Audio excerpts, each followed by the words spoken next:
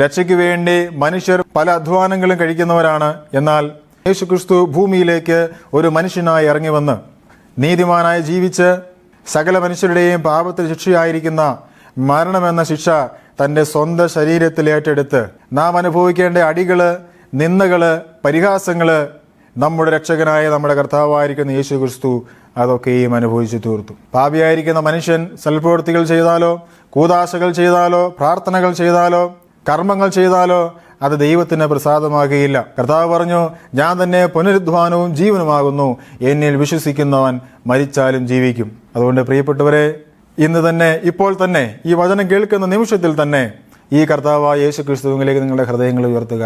Calvary ക്രൂശിലേക്ക് നിങ്ങളുടെ കണ്ണുകൾ ഉയർത്തുക. അതെ, ആ കർത്താവിനെ ജീവിതത്തിലേക്ക് സ്വീകരിക്കുക.